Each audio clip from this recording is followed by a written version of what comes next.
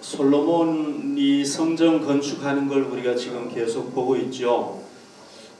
솔로몬이 그 성전 건물의 외부 공사를 끝냈습니다. 그때 하나님께서 솔로몬에게 말씀을 전해 주셨어요. 그런데 그 말씀은 하나님께서 직접 전해 준 게 아니고 어떤 선지자를 통해서 이렇게 간접적으로 전해 주셨을 걸로 여겨집니다. 만약에 그때까지요, 우리가 잘 아는 나단 선지자가 살아있다면은 하나님께서 나단 선지자를 통해서 전해 주었을 가능성이 크겠죠. 그죠? 그런데 이제 우리가 여기서 질문을 해봐야 될 게 있습니다. 지금 솔로몬이 건축을 하는 중이잖아요. 아직 안 끝났어요. 그런데 하나님께서 이 건축 중간에 왜 솔로몬에게 이 말씀을 주셨는가 하는 거예요. 그 이유가 뭐냐는 겁니다. 오늘 성경 본문에는 이게 이유가 정확하게 안 나와 있어요. 왜 하나님께서 말씀을 주셨는지 이유가 안 나와 있습니다. 그런데 이제 우리가 한번 추측해 볼 수 있겠죠. 솔로몬이 그 당시에 처했던 상황, 그리고 하나님께서 주신 말씀의 내용을 통해서 왜 그 말씀을 주셨는가 하는 걸 우리가 한번 추론해 볼 수가 있겠죠. 그죠? 두 가지로 이유를 한번 추론해 볼 수가 있습니다. 첫째, 하나님께서 솔로몬에게 말씀을 주신 이유는 솔로몬을 위로하고 격려하기 위함인 것으로 추측됩니다. 추측될 수가 있습니다. 제가 여러분들에게 이미 말씀을 드렸습니다마는 솔로몬이 이 성전 건축을 준비하고 이 성전 건축의 기초 공사하는데 몇 년 걸렸다고 그랬습니까? 3년이 걸렸다고 그랬어요.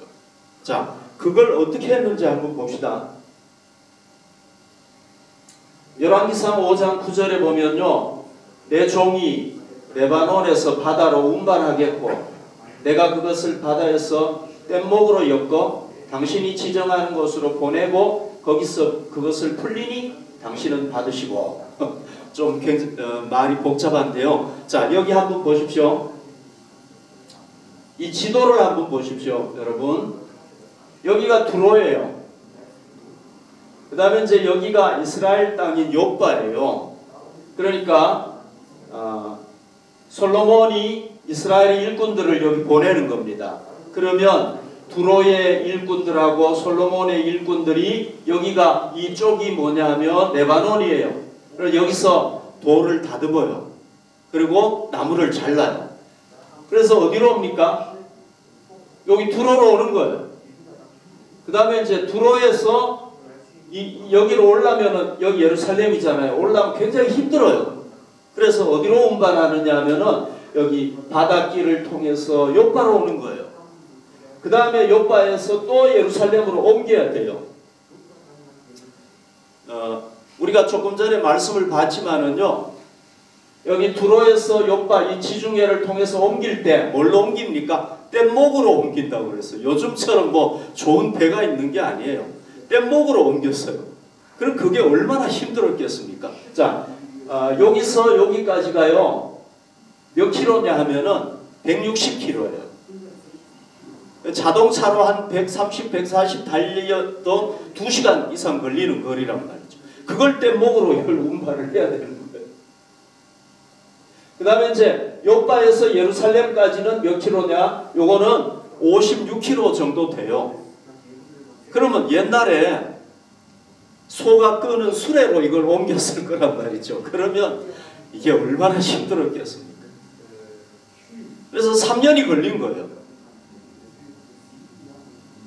3년이 짧은 기간이 아니죠. 그죠? 3년이 걸리고 난 뒤에 그 다음에 또 어떻게 합니까? 바로 쉬지 않고 이어가지고 또 성전 그 건물의 이 외부 공사, 이 뼈대 공사를 다 했단 말이죠. 그럼 성전 전체가 완공되는데 얼마나 걸렸느냐? 7년 6개월이 걸렸어요. 내부 장식까지 다 하는데, 그러면 여러분 외부 공사, 내부 공사로 나눠봤을 때 외부 공사가 어느 정도 걸렸을 것 같아요? 7년 6개월 중에서 최소한도 절반 이상은 걸렸을 거란 말이죠. 그러면 여러분 기초공사하고 이 성전 이 건물의 외부 공사까지 다 하면은 최소한도 7년 이상 걸렸다. 여러분 7년 동안 솔로몬과 백성들이 일했다고 생각을 해보십시오. 나라 전체가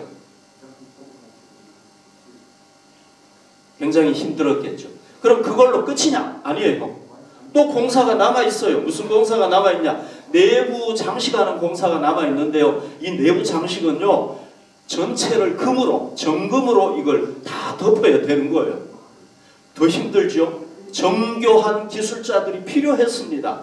그러면 와, 내부 공사 또 생각해보면 와, 이거 한 또 3년 내지 4년 해야 되는데 어이구 힘드네. 그러면 솔로몬과 백성들이 어땠겠습니까? 지쳤겠죠. 그죠? 당연하고. 그리고 어떤 마음이 있었겠습니까? 아, 좀 쉬었다가 하는 게 좋겠다. 그런 마음이 있었겠죠. 그죠? 그때 그런 상황에서 하나님께서 말씀을 주셨다. 말씀을 전해주신 거예요. 선지자를 통해. 그런데 그 말씀이 뭐냐면 이 말씀이에요. 12절 보십시오. 내가 지금 이 성전을 건축하고 있으니까 자, 그런데 네가 지금 성전을 건축하고 있는데 하나님께서 뭘 약속을 하시느냐 하면은 내가 내 아버지 다윗에게 한 말을 내게 확실히 이룰 것이다. 그러니까 약속의 말씀을 주고 계시는 거예요. 누구에게 준 것? 다윗에게 줬던 것. 그 다윗에게 준 약속의 말씀이 뭡니까? 이거예요. 사무엘하 7장 13절에 보면 이게 딱 핵심인데 뭐냐면은 그는 내 이름을 위하여 집을 건축할 것이요. 그러니까 솔로몬이 성전을 건축할 건데 다윗이 아니고 그러면 나는 뭐야? 성전을 건축하면 내가 뭘 축복으로 주느냐 하면은 그의 나라 왕위를 영원히 견고하게 하리라. 여러분 왕에게 이거보다 더 큰 축복은 없죠. 왜? 자기 후손들이 계속해서 왕위에 있는다는 거야. 안 빼앗기고. 사울 왕은 자기 당대에 빼앗겨 버렸잖아. 그죠? 근데 너는 안 빼앗기고 계속 왕이 될 거다. 네 자손들이. 이거보다 더 큰 축복이 없잖아. 그러니까 하나님께서요. 뭘 얘기하신 겁니까? 다윗에게 주셨던 축복을 다시 한번 얘기를 해주는 겁니다. 그러면 여러분 이렇게 다윗이 힘든 상황에서 하나님이 축복을 딱 해줬다는 거는 이거 연결시켜보면 어떤 얘기입니까?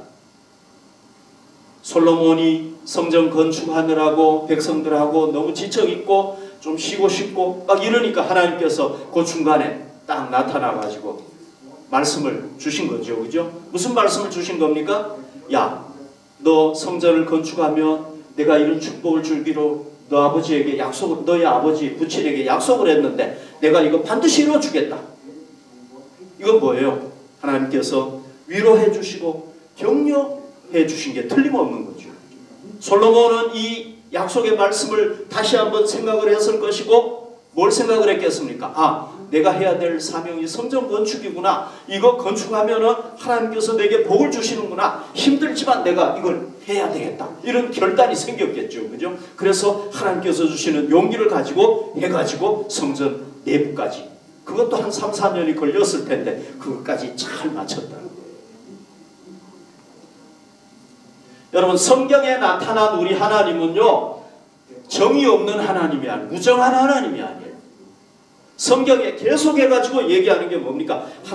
우리 하나님은 사랑이 풍성하신 하나님이고 긍휼이 풍성하신 하나님이다.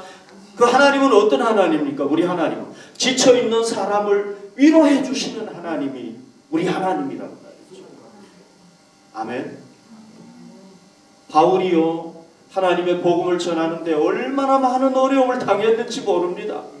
돌에 맞기도 하고요. 맞아가지고 죽을 뻔하기도 하고 여러 가지 어려움을 당했는데요. 그런 어려움 중에서 이 바울이 체험한 게 뭐냐면요. 고린도후서 1장 3절에 보면 찬송하리로다. 그는 우리 주 예수 그리스도의 하나님이시요 자비의 아버지시요 모든 위로의 하나님이시다.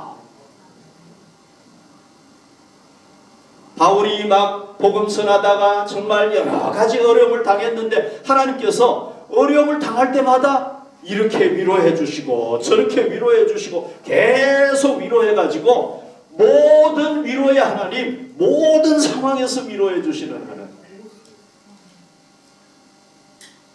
이걸 고백을 하는 거예요. 우리 하나님은 어떤 하나님이냐? 내가 고통당하고 지치고 힘들고 쓰러져 있을 때 나를 일으켜 세워주시는 위로의 하나님, 격려의 하나님이 우리 하나님이다. 그렇게 고백을 하고 있는 거예요. 그러면 여러분, 이 하나님은 오늘도 우리를 위로하겠습니까? 안 하겠습니까?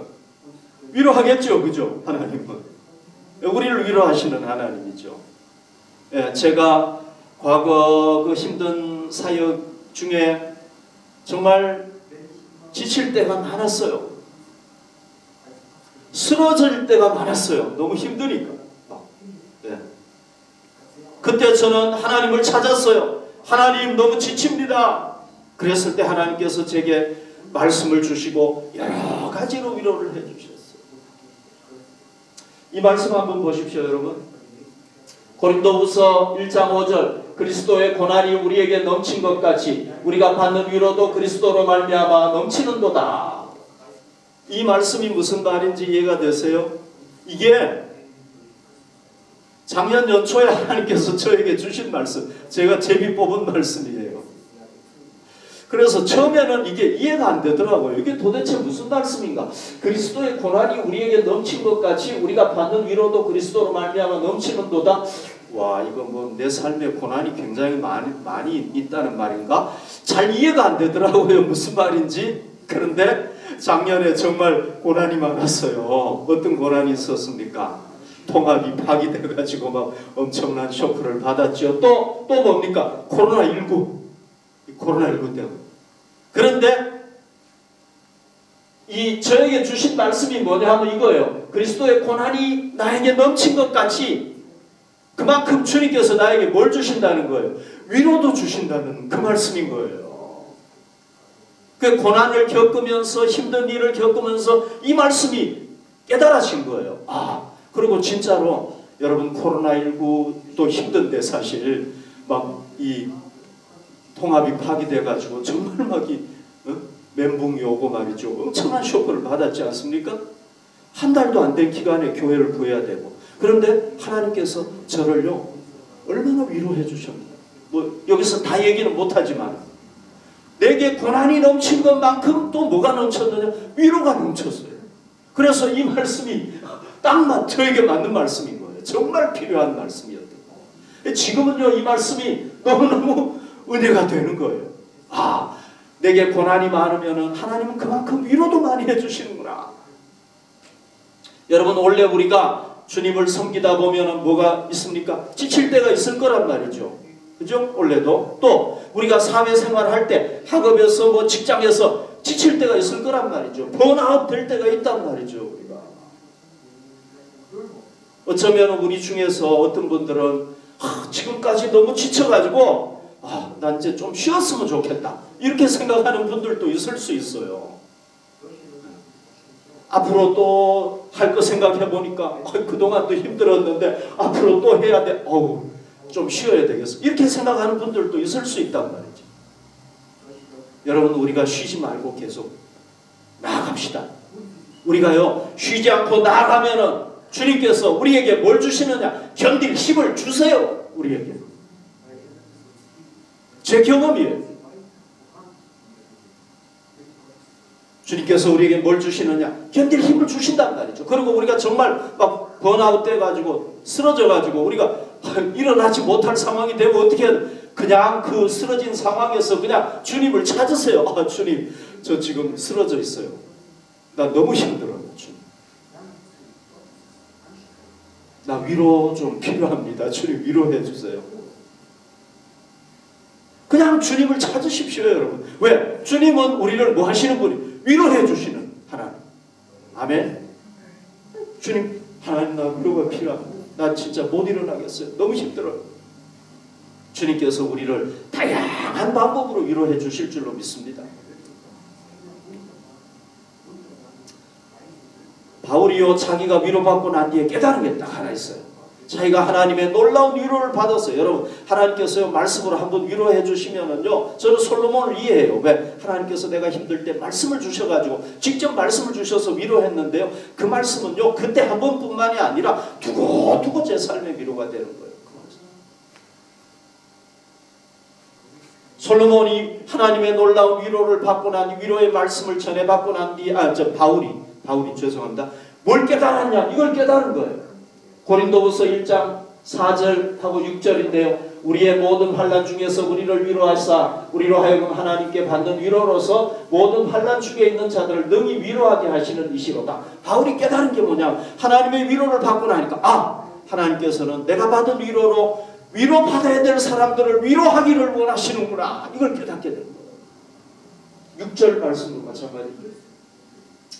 우리가 환난당하는 것도 너희가 위로와 구원을 받게 하려는 것이요 우리가 위로를 받는 것도 너희가 위로를 받게 하려는 것이니 이 위로가 너희 속에 역사하여 우리가 받는 것 같은 고난을 너희도 견디게 하느니라. 그게 뭡니까? 하나님께서 자기를 위로해 준 거는 성도들을 위로하고 하기 위해서 그렇게 했다는 겁니다. 그래서 바울이 뭐라는 겁니까? 이게 지금 고린도 교회에 주신 편지 아닙니까? 고린도 교회인들도 참 그 당시에 핍박을 받았는데 바울의 위로를 통해서 이 사람들이 위로를 받았다는 거예요. 여러분, 우리도 마찬가지죠. 하나님께서 우리를 위로해 주신 거는 우리의 위로로 끝나라는 게 아니란 말이죠. 그럼 뭡니까? 위로받아야 될 사람들을 위로하기 위해서 그렇게 하신 거란 말이죠. 그래서 위로를 받은 우리가 뭐 해야 되겠습니까? 서로 위로해야 되겠죠. 그죠? 또 서로의 수고에 대해서 우리가 격려해주고, 여러분, 하나님의 위로도 필요한데요, 사람의 위로도 필요하잖아. 그죠? 사람의 위로도 어떤 때는 굉장히 힘이 된단 말이죠. 그냥 정말 진지하게가 아니더라도 그냥 감사하는데도 불구하고 그게 큰 힘이 될 때가 있단 말이죠. 여러분, 저의 기도 제목 중에 하나가 뭐냐 하면은요, 하나님, 내가 모세처럼 죽기 전까지도 하나님을 위해 봉사하다가 가게 해주십시오. 그게 제 기도 중에 하나예요. 내가 주님 앞에 가는 그 순간까지도 내가 봉사하다가 가게 해주십시오. 주님을 위해서 일하다가 가게 해주십시오. 그게 제 기도 제목이에요.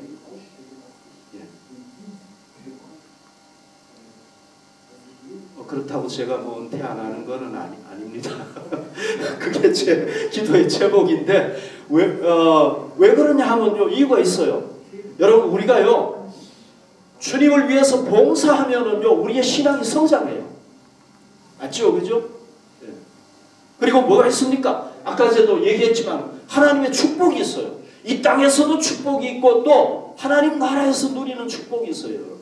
그리고 또 하나가 뭔지 아세요? 우리가요 하나님의 일을 하다 보면 힘들 때가 있단 말이죠. 그러면 누가 위로를 해주시느냐 하면 하나님이 위로를 해주시는 거예요. 우리가 고난을 당하지 않으면 하나님의 위로를 받을 일이 없어요. 일해야, 하나님을 위해서 일해야 고난도 받고 힘들고, 그럼 하나님이 또 위로해 줘. 여러분, 하나님이 위로해 주시는 게 얼마나 좋은 거예요. 그래서 저는, 그리고 또 하나님 나라에서 우리가 상급을 누리고 잘했다 칭찬 듣고 말이죠. 그러니까 하나님 앞에 가기 전까지, 죽기 전까지도 나는 주님을 위해서 쓰임받다가 가게 해주십시오. 그게 제 기도 제목이라는 거죠. 그러니까 여러분, 우리를 지치게 하고 쓰러지게 하는 것들이 오겠죠. 그죠? 우리 일생에서 올 때마다 우리가 주님의 위로로, 그죠? 이겨나가서 우리가 중단 없이 주님을 위해서 봉사하고 주님 앞에 섰을 때 잘했다 칭찬 듣는 하나님의 자녀들이 다 돼야 될 줄로 믿습니다. 둘째, 하나님께서 솔로몬에게 이 말씀을 주신 이유는요, 솔로몬이 성전 건축의 실질적인 의미, 성전 건축의 실제적인 의미를 깨우치기 위해서 깨우쳐서, 그러니까 솔로몬이 그 성전 건축의 실제적인 의미를 깨우치도록 권면하고 더 나아가서 경고하는 의미가 있습니다. 자, 이게 무슨 의미인지 한번 잘 들어보십시오. 솔로몬이 지금 성전을 건축하고 있잖아요. 그죠? 왜 건축하는 겁니까? 솔로몬이 성전 건축 왜 하는 겁니까? 와, 화려한 성전 지어가지고 이 건물 자랑하기 위해서 하는 겁니까? 아니죠, 그죠? 왜 하는 겁니까? 하나님을 잘 섬기기 위해서 하는 거잖아요, 그죠? 맞죠? 성전 건축하는 이유가 누구에게 목적이 있습니까? 하나님을 잘 섬기기 위해서 하는 거잖아요. 그러면 솔로몬이 건축하는 성전이 진정한 의미가 있으려면은 뭐가 있을 때 의미가 있습니까? 그 성전 안에 하나님이 계실 때, 하나님이 존재할 때 의미가 있는 거지 성전 자체가 의미 있는 게 아니란 말이죠. 맞죠? 그죠? 여러분 여기가 이 은행 자리 아닙니까? 근데 이게 가치가 있는 자리잖아요. 왜? 하나님께 예배 드리는 자리고 그것보다 더 중요한 거는 여기 우리가 예배 드릴 때 하나님이 이 집에 임재하신다고 믿기 때문에 이게 의미가 있는 거란 말이죠. 이게 더 이상 은행 건물이 아닌 거예요, 여러분. 의리의리한 무슨 시청 홀보다도 여기가 더 의미가 있단 말이죠. 왜? 여기 하나님 계시면. 그렇죠, 그죠? 그러니까 성전 건축하는 이유가 하나님 잘 섬기도록 그렇게 하는 거란 말이죠. 그러면 솔로몬이 하나님을 잘 섬기려면 어떻게 해야 되는 거? 어떻게 하는 게 하나님 섬기는 거예요? 그건요, 하나님의 말씀에 순종하는 거예요. 맞죠? 그죠? 하나님의 말씀에 순종하는 거예요. 왜요? 하나님의 말씀은 보이지 않는 하나님을 대변하는 거란 말이죠. 그래서 하나님의 말씀에 순종하는 게 누구에게 순종하는 거예요? 보이지 않는 하나님, 성전에 계신 하나님께 순종하는 거나 똑같은 거란 말이죠. 그래서요, 이 오늘 본문 말씀에 보면은 뭘 강조하느냐 하면은 하나님이 성전을 건축하고 있는 솔로몬에게 야, 성전 잘 지어가지고 예배 잘 드려, 이게 아니라 이걸 강조하는 거예요. 여기 보십시오. 내가 지금 이 성전을 건축하니 그러면 성전 건축 잘해가지고 예배 잘 드려라. 그러면 내가 복 주겠다 이렇게 해야 되는데 그게 아니에요. 하나님이 계속 강조하는 건 뭐냐면 내가 만일 내 법도를 따르며 하나님의 법도를 따라 말씀에 순종하라는 거예요. 계속 강조하죠. 여기 법도라는 건 뭐냐면 원래 의미로 하면은요 이걸 이렇게 칼로 이렇게 새긴다 그런 의미가 있단 말이죠. 그러니까 이건 뭐냐면은 하나님께서 시내산에서 모세에게 십계명 주실 때 새겼잖아, 그죠? 돌판에다가 하나님의 그 손이 나타나가지고 뭐 팍 새겼단 말이죠. 그걸 이렇게 하는 거예요. 그 다음에 내 율례를 행하며, 율례라는 건 뭐냐면은 또 뭐 이 법도나 똑같은 얘기예요, 사실은. 그 다음에 내 모든 계명을 지켜 그대로 행하면, 그러니까 여기에 보면 법도라는 거는 새겨주신 말씀, 그 다음에 율례, 계명은 그 외에도 많잖아, 그죠? 모세에게 주신 말씀, 그 모세오경에 나오는 모든 말씀을 얘기하는 겁니다. 이 말씀을 몇 번씩 강조합니까? 내 법도를 따르며, 내 율례를 행하며, 내 모든 계명을 지켜 그대로 행하며. 그러니까 너 성전 건축하고 있는데 너 나를 잘 섬기려고 하는 거 아니냐? 그러면 나를 잘 섬기려면 어떻게 해야 되느냐? 말씀을 지켜야 된다. 내가 준 말씀을 잘 지켜야 된다. 이걸 계속 강조하는 거예요. 왜? 말씀 지키는 게 하나님께 순종하는 거기 때문에. 그래서 보십시오. 그대로 행하면 내가 내 아버지 다윗에게 한 말을 내게 확실히 이룰 것이다. 그러니까 솔로몬이 하나님의 말씀을 지킬 때 하나님도 약속을 지키는 거예요. 그러니까 성전 건축하는 실제적인 의미가 성전이 아니란 말이죠. 예배가 아니란 말이죠. 그 안에 계신 하나님을 기쁘시게 해야 된단 말이죠. 그 기쁘시게 하는 건 뭐냐? 하나님의 말씀에 순종하는 거다. 그런 얘기예요. 그 다음에 여기 말씀도 보십시오, 여러분. 13절로 내가 또한 이스라엘 자손 가운데 거하며 내 백성 이스라엘을 버리지 아니하리라 하셨더라. 자, 어떻게 하면은 이스라엘 자손 가운데 거한다는 거예요? 하나님은 성전에 거하잖아. 성전에 거하면서 이스라엘에 거하는 건데 어떻게 하면 너희가 솔로몬 너가 내 말에 순종할 때 내가 그 성전 안에 거할 것이고 너희와 동행할 것이다. 만약에 안 하면 하나님의 말씀에 순종 안 하면 이스라엘을 버릴 수밖에 없다는 거예요.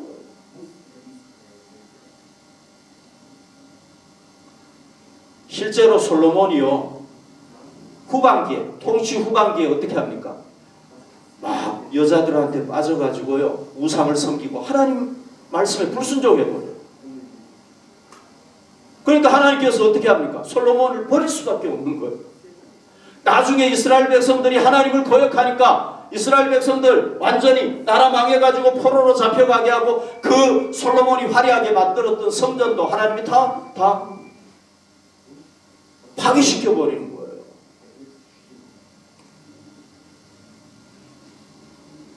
그러니까 네가 지금 성전을 건축하고 있는데 그 건축하는 이유가 뭐냐? 실제적인 게 뭐냐? 이 건축이 중요한 게 아니고 건물이 중요한 게 아니고 그 안에 있는 나의 말에 순종하는 게 중요한 거다. 그럴 때 이 성전 건축도 살아남게 되고 모든 게 다 존재하는 거지. 그러면 나를 잘 섬기는 건 뭐냐? 말씀에 순종해야 된다. 이 얘기란 말이죠.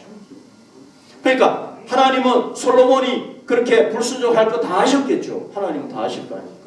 그 다음에 나중에 성전 파괴될 것까지 다 보셨겠죠. 그죠? 뭐 마지막 날까지 다 보시는 분이니까. 그러니까 솔로몬과 그 이스라엘 백성들을 사랑하는 안타까운 마음을 가지고 미리 경고하는 거예요. 야, 너 성전 건축하고 있는데 그건 잘하는 거다. 그런데 네가 이 성전 왜 건축하는지 아니? 이걸 진짜 의미를 알아야 돼. 나를 기쁘게 하는 거 아니냐? 그럼 나를 기쁘게 하는 건 뭐냐? 성전 막 우리우리하게 잘 지은다고 되는 게 아니고 거기서 막 짐승을 막 수없이 잡아가지고 드리는 게 아니고 뭐다? 내 말에 순종. 그걸 뭐 하는 겁니까? 권면하는 거예요. 그러니까 하나님께서 이걸 얘기를 하는 거예요. 성전 얘기는 하나도 없어. 너 성전 짓고 있는데 내 말 잘 들어라. 그러면 내가 복을 주겠다. 그 얘기한 거예요. 혹시 우리 중에 교회당을 중요시하고 예배만 잘 드리고 엄청나게 봉사 많이 하고 헌금 많이 드리면은 주님을 바르게 섬기는 것으로 생각하는 분이 혹시 없습니까? 축복을 받는 게 중요하기 때문에 어떻게든지 축복만 받으려고 그거를 중요하게 생각해서 막 축복받으려고 하는 분은 없습니까? 여러분 우리가 분명히 깨달아야 될 게 뭐냐면 이 교회당도 중요해요. 예배도 중요해요. 그러나 진짜 중요한 건 더 중요한 건 뭡니까? 이 예배당 안에 계신 하나님이 중요하단 말이죠. 우리의 예배를 받으시는 하나님이 중요하단 말이죠. 우리가 복을 받는 것도 중요한데 더 중요한 게 뭡니까? 복을 주시는 하나님. 그분을 잊어버리면 그걸 혼동해버리면 안 된다. 그런데 생각보다요 이걸 혼동하는 분들이 많아요. 이거 혼동해버리면요 다 잃어버려요. 하나님의 복만 딱 받고요 그 복에 초점이 맞춰있는 사람은요 복 받으면 하나님 딱 떠나버려요. 그러면 하나님도 잃어버리고 복도 잃어버리고 다 잃어버리는 거예요. 그 뭐가 중요한지 진짜 혼동하는 거예요. 그리고 여러분 우리가 하나님을 잘 섬기는 길이 뭡니까? 우리가 하나님 잘 섬기는 길이 뭐예요? 우리도 역시 뭐예요? 하나님의 말씀에 순종하는 거라고. 그렇죠? 그죠? 하나님의 말씀에 순종하는 거. 왜 그렇습니까? 보이지 않는 하나님은 이 말씀을 통해서 자기를 드러내신단 말이죠. 우리 눈에 보이지 않는 하나님 없는 게 아니에요. 영이기 때문에 안 보인단 말이죠. 그 하나님은 어떻게 사역을 하십니까? 이 말씀을 통해서 사역을 하신단 말이죠. 그러니까 이 말씀은 뭡니까? 하나님을 대변하는 존재란 말이죠. 이게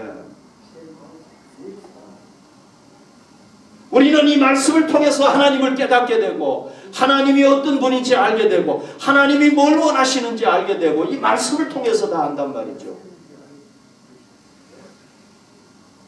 그러니까 우리가 하나님 기쁘시게 하는 길이 뭡니까? 그건 바로 하나님의 말씀에 순종하는 거예요.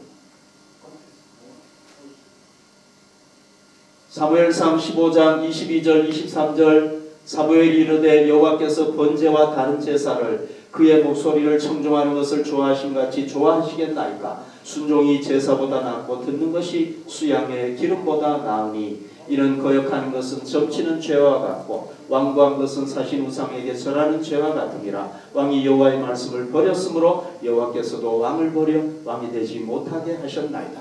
사울 왕이요 계속 하나님 말씀에 불순종하니까 그러고는 하나님의 말씀을 안 들으면서 뭐 합니까? 번제 짐승을 잡아가지고 하나님께 드리면 이거 하나님 기뻐하실 거다 이렇게 생각을 한 거랍니다. 하나님의 말은 순종 안 하면서. 그때 선지자 사무엘이 유명한 말을 했잖아요. 순종이 제사보다 낫다. 하나님이 가장 원하시는 게 뭐냐? 하나님의 말에 순종하는 걸 원한다는 거예요. 하나님한테 막 수억을 헌금한다고 하나님 기뻐. 그러면서 하나님 말씀은 전혀 말은 순종 안 하면서 헌금만 막 수억을 드린다고 하나님 기뻐하시냐? 예배를 막 그냥 매일 나와가지고 드린다고 기뻐하느냐? 아니라는 거예요. 하나님이 기뻐하는 건 뭐냐? 우리가 하나님의 말씀에 순종하기를 원하신다. 그걸 기뻐하신다. 순종 안 하는 거는 뭐와 같다는 거예요? 하나님의 말씀에 순종 안 하는 거는 뭐하고 똑같습니까? 불신자하고 똑같은 거예요. 그렇잖아요. 그죠? 불신자들은 하나님의 말씀에 순종 안 하죠. 하나님 인정을 안 하잖아요. 아예. 그게 똑같다는 거예요. 그런데 더 나아가서 뭐라고 얘기를 하냐면은 완고한 거. 하나님 말씀 나는 안 들어. 나는 안 들어. 몇 번 얘기해도 안 듣는 사람은 뭐야? 우상 숭배하는 거나 똑같다. 우상 숭배가 제일 큰 죄 아닙니까? 하나님 말씀에 완고한 사람, 절대 안 받아들이는 사람은 뭐냐? 우상 숭배하는 사람하고 똑같다. 이런 얘기. 그래서 하나님은 이 성전을 건축하는 솔로몬이 그 백성들이 나중에 그렇게 돼요. 어디에 중요성을 두느냐 하면 성전에 초점을 맞추고 제사 드리는 데 초점을. 하나님은 관심이 없어. 진짜 하나님이 중요한데. 그렇게 될 수 있으니까 미리 경고했다. 이렇게 볼 수. 성전의 의미가 뭐냐? 진짜 의미는 나다. 내가 없으면 의미가 없다. 이런 얘기죠. 그 백화점 왕 아시죠, 여러분? 그죠? 존 워너메이커. 여러분, 왕 뭐 이런 거는 굉장히 중요한 거죠. 뭐 축구 황제 뭐 이런 거, 테니스 황제 이건 굉장히 그 분야에서 탑을 얘기하는 거 아닙니까? 그죠? 축구 뭐 신, 메시 뭐 이렇게 굉장히 잘하는 친구를 얘기하는 거 아닙니까? 그러니까 백화점 왕이라는 거는 그 분야에 있어서 정말 따라갈 수 없는 그런 존재라는 얘기잖아요. 존 워너메이커가 84살 때였어요. 오래 살았죠. 84살 때. 그때가 그가 사업을 시작한 지 60주년이 되는 해예요. 그 기념 행사 때 어떤 기자가 질문을 했습니다. 이 워너메이커한테 질문을 했어요. 회장님, 지금까지 투자한 것 중에서 가장 성공적인 투자가 무엇입니까? 당신이 지금까지 투자했잖아요. 많이 투자했는데 가장 성공적인 투자가 뭡니까? 이렇게 물어봤어요. 그랬을 때 이 워너메이커가 이렇게 대답을 했습니다. 나는 10살 때 최고의 투자를 한 적이 있습니다. 그러니까 사람들이 다 놀랬겠죠. 10살 때 투자를 했어? 10살 때 최고의 투자를 했다는 거예요. 그래서 사람들이 도대체 10살짜리가 뭘 투자했나 이렇게 생각을 했겠죠. 그때 이렇게 얘기를 했습니다. 그때 저는 3불, 그러니까 3달러 75센트를 주고 예쁜 가죽 성경을 하나 샀습니다. 3불 75센트 주고 성경을 샀다는 겁니다. 그런데 그 성경을 산 게 제 인생에서 가장 위대한 투자였습니다. 그 성경이 바로 오늘의 저를 만들었기 때문입니다. 이렇게 얘기를 했어요. 자, 여러분, 원래 저와 여러분들이 이 하나님의 말씀에 우리 인생을 한번 투자해보지 않겠습니까? 그래서 우리가 그 결과가 어떻게 되는지 올 연말에 한번 우리가 지켜보지 않겠습니까?